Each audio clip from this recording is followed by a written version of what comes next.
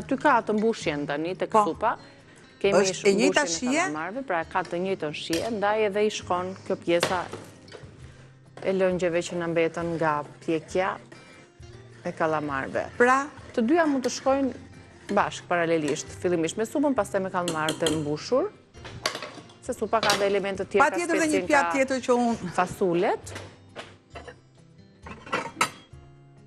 Po e tregoja në qikë më nduke se i binte shkëllqim. I binte drita dhe se si duket kjo më këtej. Okej. Tu. E servirim dhe supëm, se në base aty në tas duket më mirë, se ne e shojë më mirë këtu se sa ambisat. Ska në gjurat e duhur atu, prandaj. Jo, i bje kjo drita lartë. Tani është mënyra tjetër, pra do t'i shtojmë edhe pak ndoshta nga, si që thamë, gjethe majdanozi.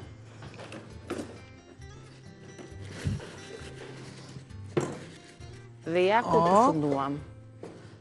Një pastërim pakës. Vaj të freskët të pagatuar, pra.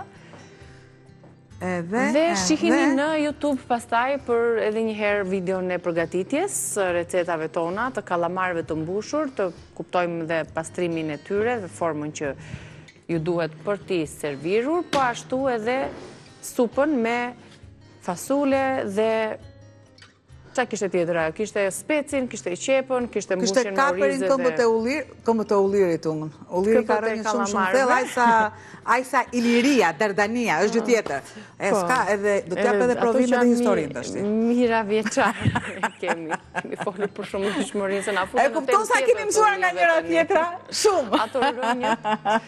Dhe është mirë madje dhe këto teoritë e sotme për shembull, po edhe recetën e supës në kërkon regjia. Tregojnë ju, ndërkohë që unë i them Albanës, për qafimi i një pemë ulliri, pemët sa më të thella ti ke rënjët, dhe këto përqafimet e pemëve ti hapin sigurit, të bëjnë të jesh me këmë në tokë. Jam e ty, biles, madje, përqafo veten, duaje veten, përqafoje shumë, dhe më pak përqafo të tjeret, sepse këshu jep dashuri vetës dhe vetbesim. Përqafimet janë të shëndetshme.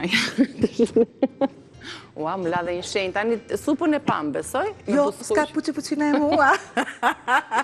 Kjo shkon nga imi që më shtuqëron gjithmonë. Atëherë, ne përfunduam recetat, i gjeni në kanalin tonë në YouTube, mos harroni, klikoni aty na bëni subscribe dhe faleminderit për çdo pëlqim të videove edhe të postimeve, jo vetëm të gatimit, po ashtu edhe të bisedave tona. Unë ju pres pas pak për të folur, të flasim çik për libra. Për libra që vinë nga autorë të mëdhenj që dinë të depërtojnë shumë thellë në botën shpirtërore dhe emocionale. E tillë është historia që rrëfehet në librin e përkthyer nga Vedat Kokona e Stefan Zweig, Letra e një të panjohure. Bëhet fjalë për një grua, për një vajzë e cila dëshiron një burr gjithë jetën e saj dhe nuk ja thot kurrë. Aja vlen është ta kuptojmë tani si një forcë këtë, si një akt force, apo dobësie, apo akti fundit dëshpërimit, sepse këtë letër në shkruan buzë vdekjes në krah të birit të vdekur. Është historie.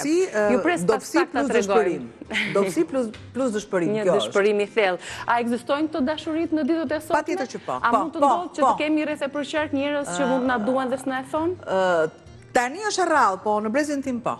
Ka ekzistuar, shikon, ka një frymëzim të thellë kjo punë. Zvajku konton kanë qenë me i lexuari. Ju pres pas pak ta tregojmë këtë histori.